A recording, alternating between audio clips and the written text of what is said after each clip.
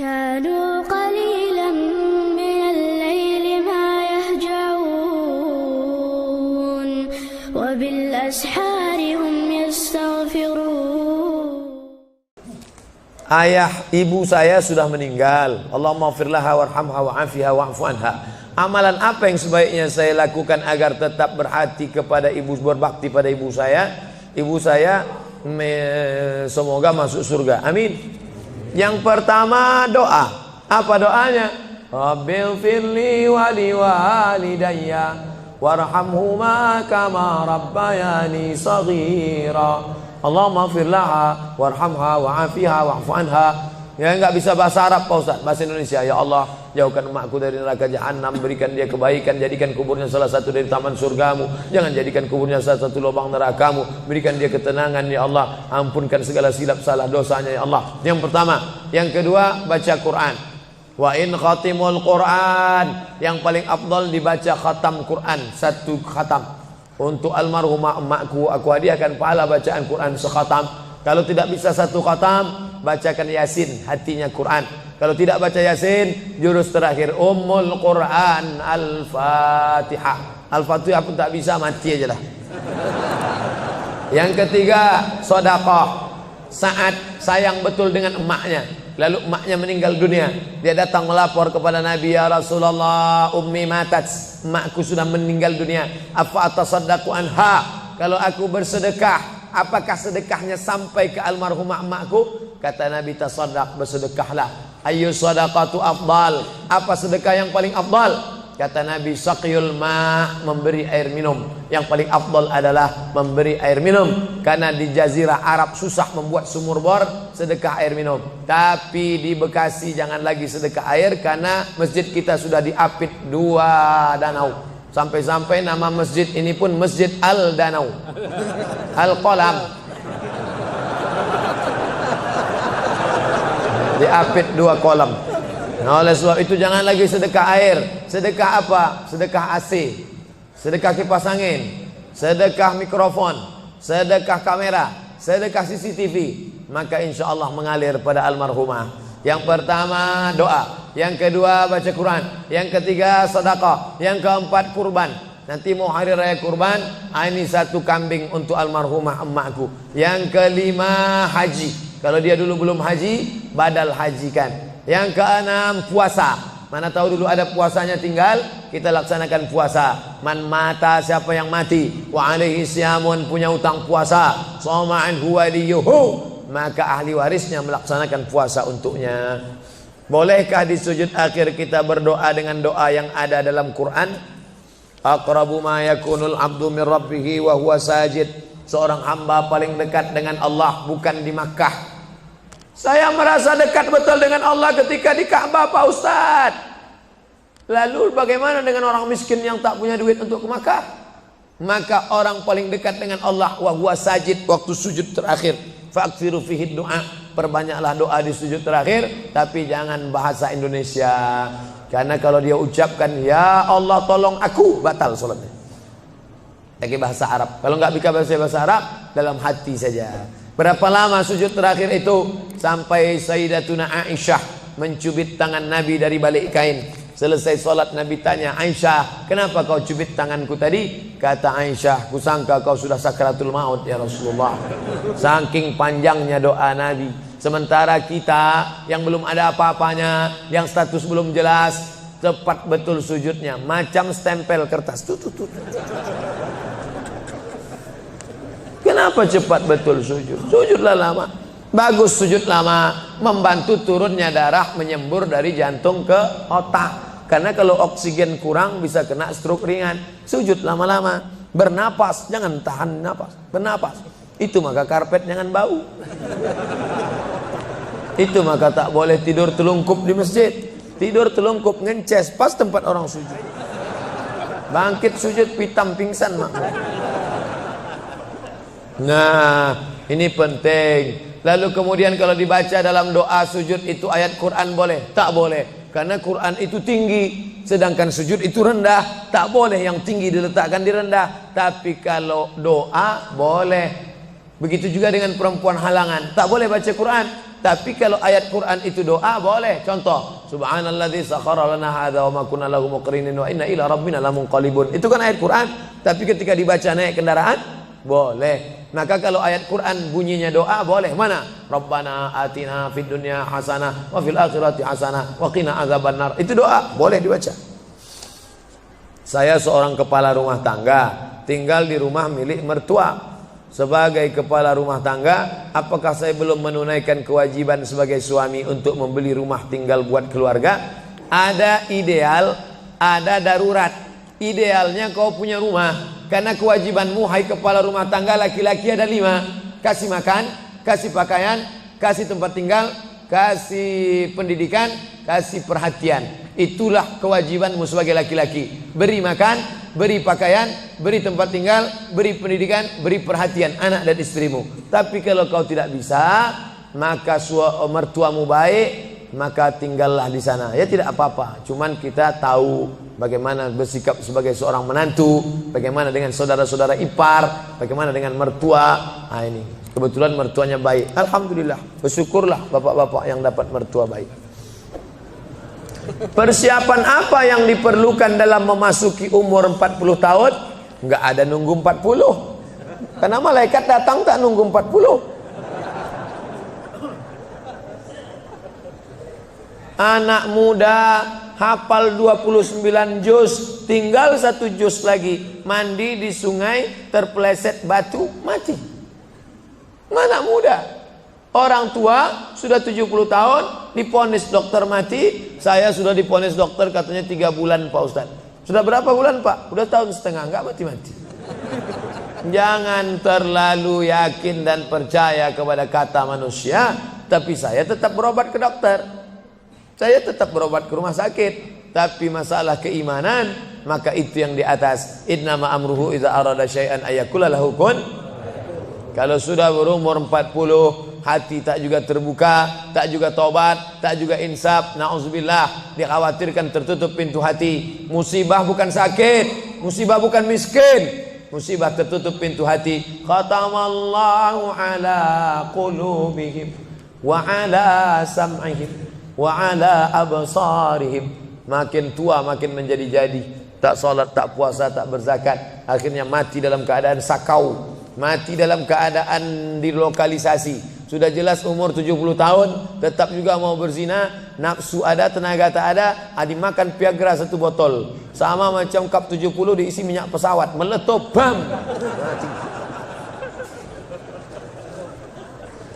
Bagaimana hukumnya kalau sedang sa'i baca Mars, Banser dan membacakan teks Pancasila yang videonya sekarang sedang viral? Ini memancing saya supaya orang bully saya aja. Saya dibully orang tuh biasa, tak masalah. Sebenarnya saya kasihan jamaah. Tolonglah Ustaz jangan kontroversial lagi, capek kami dibully ini. Nah, jamaah ini tak tahan, kasihan saya dengan jamaah. Jadi dalam masalah ini saya mengutip jawaban dari Kiai Nahdlatul Ulama yang sudah share membuat tulisan tentang beberapa terkait masalah membaca. Balik sajalah kepada zikir yang maksur yang diajarkan Nabi Muhammad sallallahu alaihi wasallam. Mau nanya Pak Ustaz, kita hidup untuk apa dan mati untuk siapa? Itulah yang sudah dibahas tadi.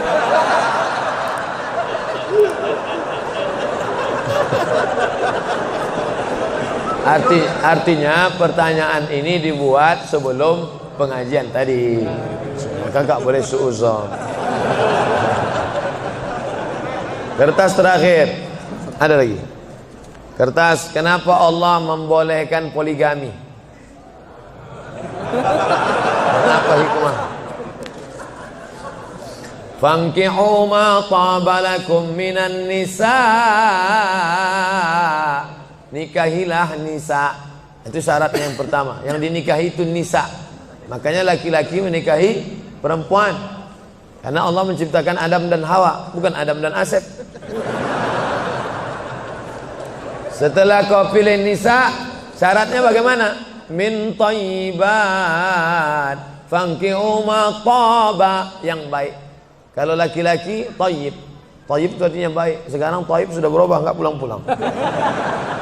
Fankihu ma taba, nikahilah perempuan yang baik, minan nisa, perempuan yang baik, masna 2, wa sulasa 3, wa ruba' 4. Fa in khiftum alla ta'dilu, kalau kau khawatir tak sanggup adil, fawahidah, satu saja cukup.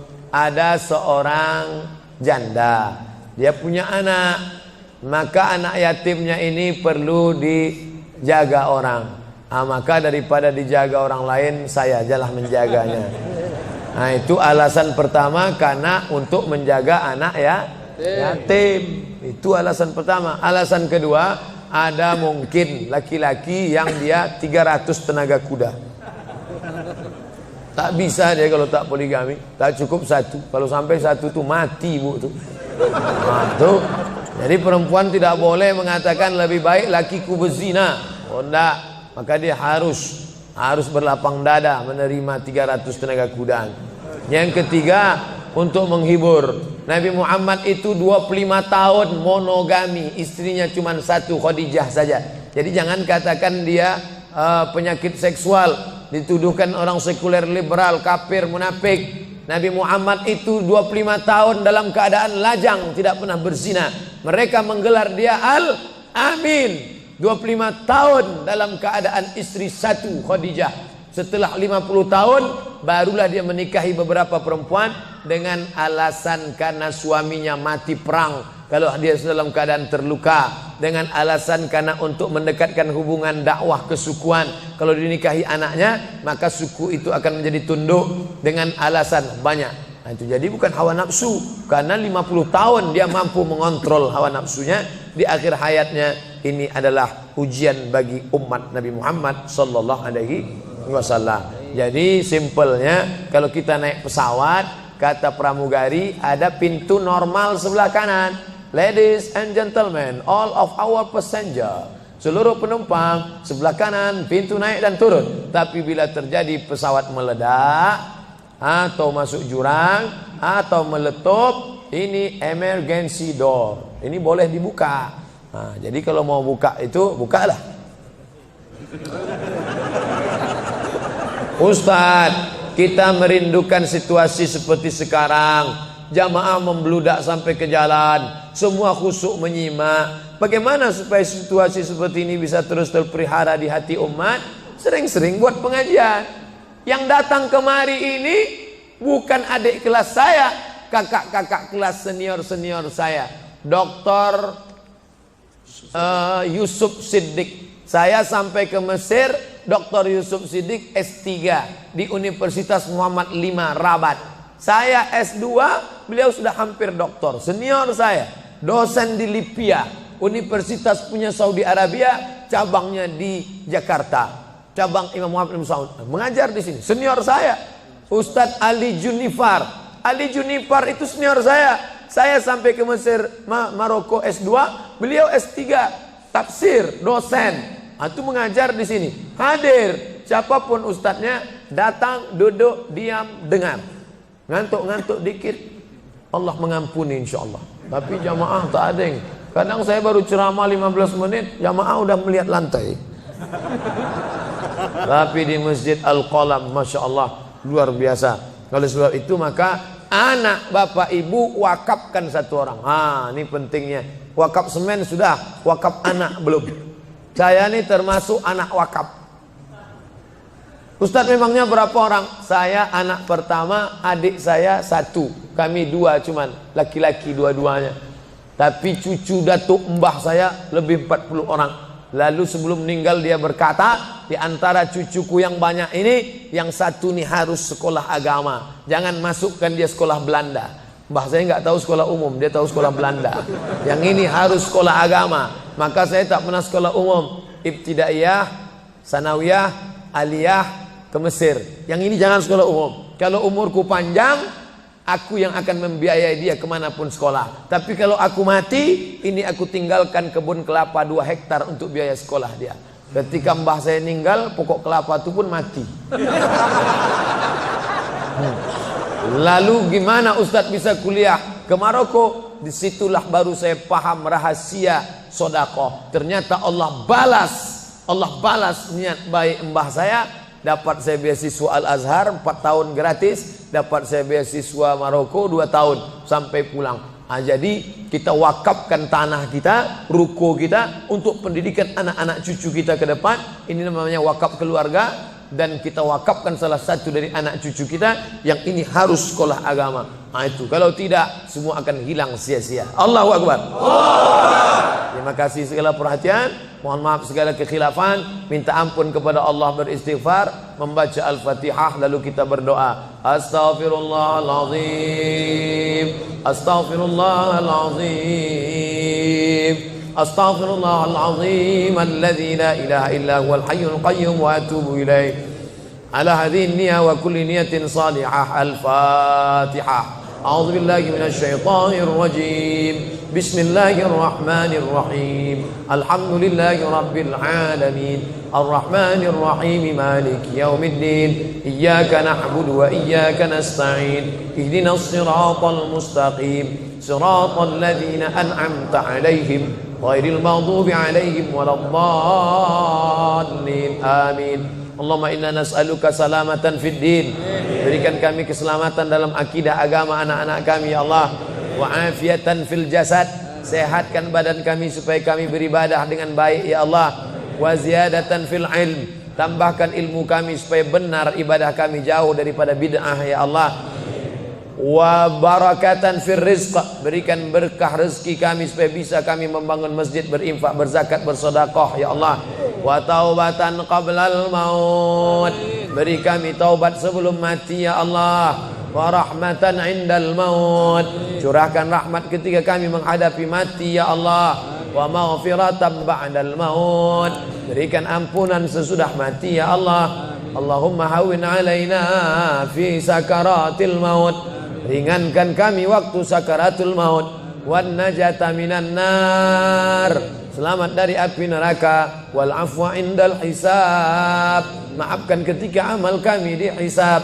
Allahumma khtim lana bi husnil khatimah wa la takhtim alaina bi su'il khatimah. Rabbana atina fid dunya hasanah wa fil akhirati hasanah wa qina adzaban nar. Wa sallallahu ala sayyidina Muhammad wa ala alihi wa sahbihi wasallam walhamdulillahi rabbil alamin.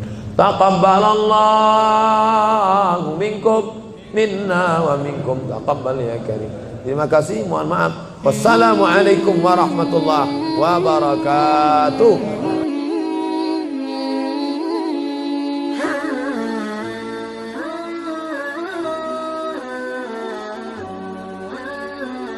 Mm-hmm.